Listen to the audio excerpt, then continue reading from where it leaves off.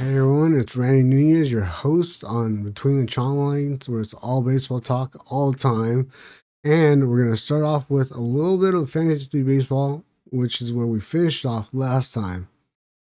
Jeff Passan has said that the Tampa Bay Rays are calling up outfielder Chandler Simpson, who is the fastest man in baseball. That's his words, according to ESPN. 24 years old, stole 104 bases in 110 games. That was basically almost still a bag per game.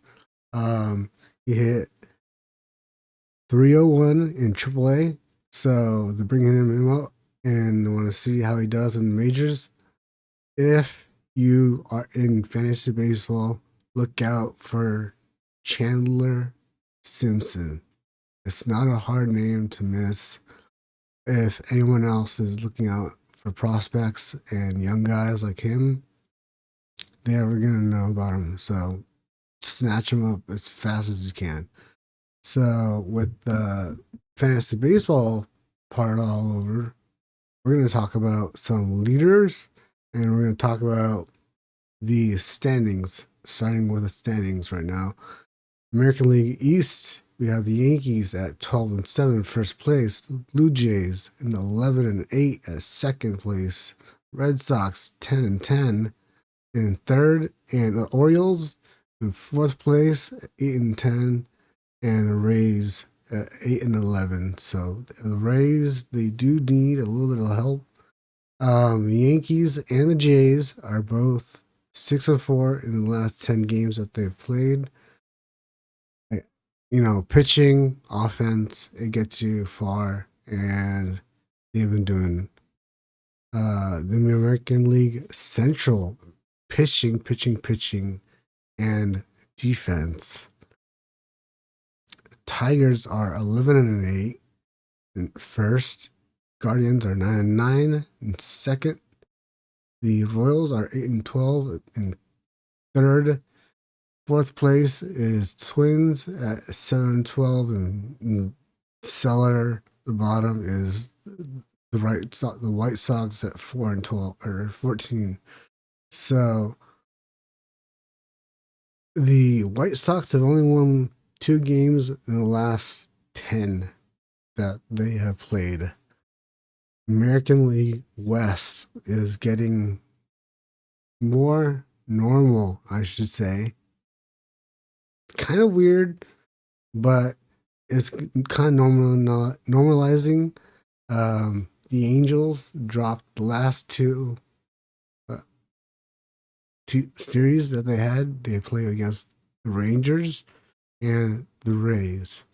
So the Rangers swept them, I believe, and are in 12-7, first place. Mariners are second place. They jumped up quite a bit at 10-9, and the Angels are at third place, 500 ball, kind of where we expected them at 9-9.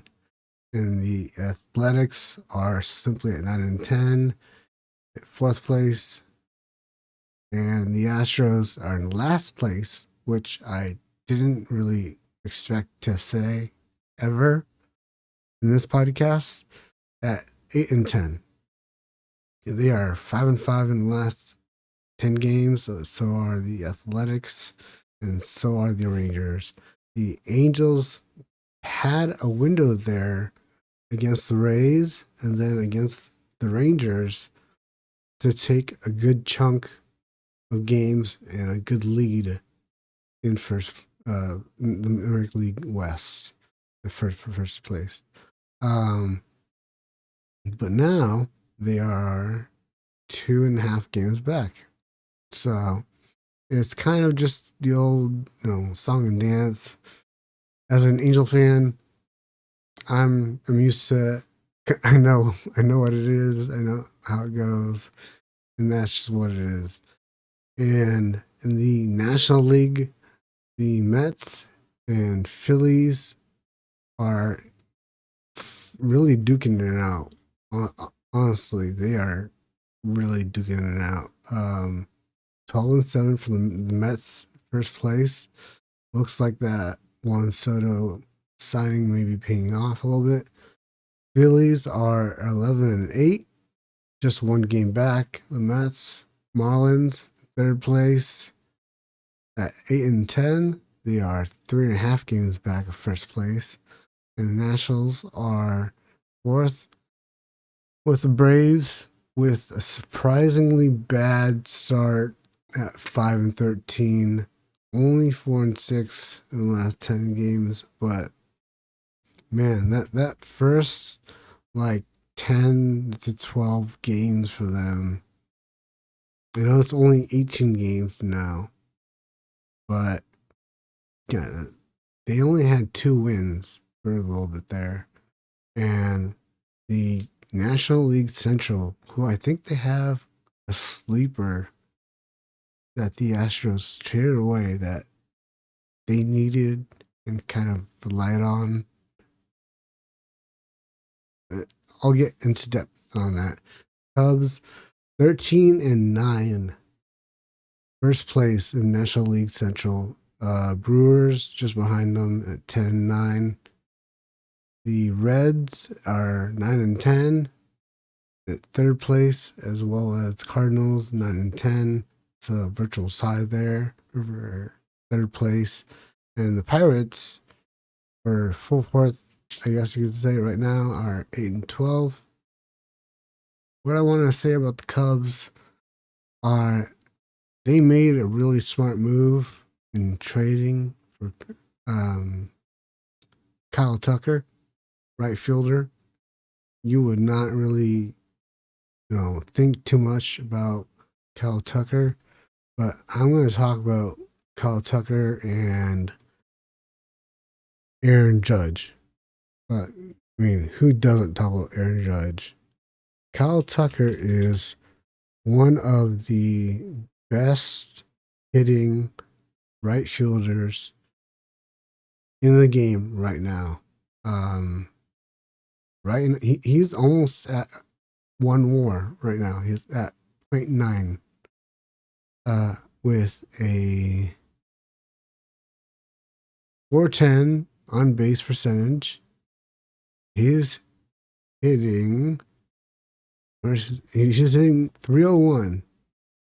So 300 hitter. It's still early, but scored 19 runs. He has 19 RBIs. He has 5 home runs. And we're talking 19, 20 games in this season for most teams. I think, with the Cubs and Dodgers, obviously, again, I have to say they have a little bit of a head start. But Kyle Tucker is a very, very underrated player. And for his career, he's got a 23.7 WAR with 130 home runs and only 2,324 at bats. So, and he's got a lifetime 275 average. I think, the Ivy is going to help him. That little railing that they have there in Chicago, Wrigley, is going to help him with the home runs. So we'll see. We'll see. He's been an all-star in 22, 23, and 24. 3-time all-star. And Astros decided they were going to part ways with him. And they parted ways with Bregman. So when you take away those two guys, you keep Altuve, you bring up some young guys. It doesn't make sense to me for the Astros. It might be a real rebuild. They might be saving up or they were saving up for Vladimir Guerrero Jr. until the extension was, announced last week. So now they have a bunch of money for some pitching and who knows what else in the offseason. So we'll see. Uh, Aaron Judge has been, and he wasn't even, the Yankees didn't even play in Tokyo earlier this spring. So let me read you off these numbers. A 1.7 WAR in 70 at bats, 28 hits, 7 home runs with a 400 batting average. 400. He's obviously not going to keep that 400 batting average, but I love it because I have him on my fantasy baseball team. So keep on hitting it, and keep using those torpedo bats, man. Scored 21 runs and he has 22 RBIs with 2 stolen bases. Not a big runner, not a problem for him, but he gets on base more than half the time with a 512 on base percentage. So it's crazy. He's got a 1200 over a 1200 OPS on base plus slugging. So yeah, Aaron Judge, keep it up. He's been an all-star in 21, 22, 23, 24. So this year, I'm going to guess he's going to be an all-star. Those are the 2 players that I wanted to talk about a little bit. Let's get back to the standings. I didn't talk about the National League West, which is interesting. The Padres are 8-10 in their last 10 games played. They are playing like the Dodgers. First place at 15-4. Dodgers are 14-6 and are only playing 500 ball in the last 10 games. Giants are 13-6.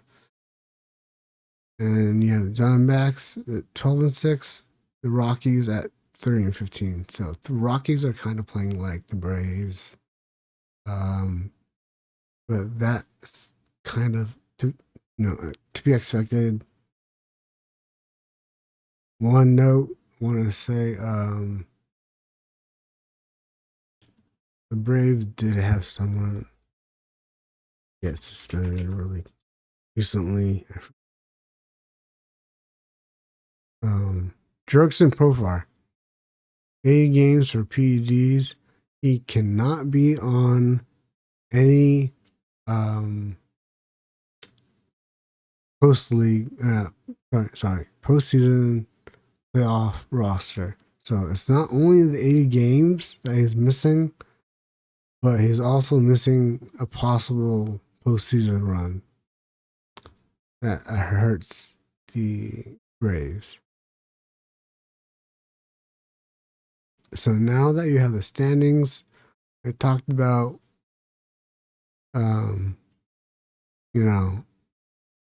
Simpson that you should pick up in fantasy baseball. You should play fantasy baseball. And I talked about Aaron Judge. Talked about Cal Tucker. There are a couple other things, little notes on the side. Dodgers have selected Eddie Rosario, placed Shohei Ohtani on paternity list. Shohei is going to be a dad. Yeah, it happens, guys. Stuff happens in the off seasons. So, like Mike Trout, Freeman, Freddie Freeman, other guys, people want to have families, obviously. Makes sense. Shohei Ohtani and his wife want to have a family. Makes sense. So, congratulations, Shohei Ohtani, on being a dad. And moving on, the Angels designated Nicky Lopez for assignment. News is that Zach Nitto, whose rehab assignment has been way far ahead than the original timeline. It was actually playing in AAA this past week and killing it. A couple of bombs, hitting over 300. Again, like the Angels, I should say, not we, but the Angels need a boost, and Zach Neto is that boost. And putting him in now against the Giants is the perfect time. So I hope to see Zach Neto in the lineup for today's game, and I hope the Angels will get a win. You know, we can finally do something. Grayson Rodriguez is getting a second opinion on his shoulder. He didn't like the first MRI opinion.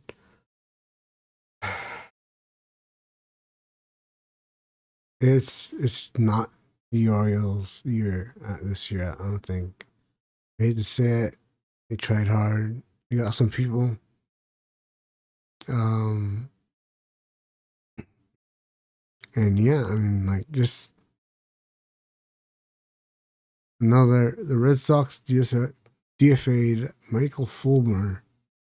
He used to be a starter, went to the bullpen, I believe.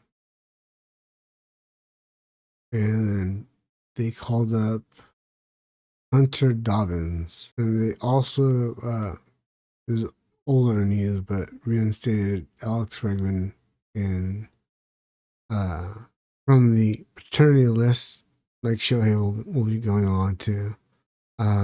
He had a child, so congratulations, Alex Bregman of the Red Sox. And they optioned Nick Sogard. Tanner Houck will be actually was obliterated by the Rays in place of Fulmer, who's 32 now. It's crazy about how these years go by. Mariners select Casey Lawrence's contract from AAA Tacoma. He cleared waivers after being DFA'd a week ago. So, kind of a short trip for being DFA'd.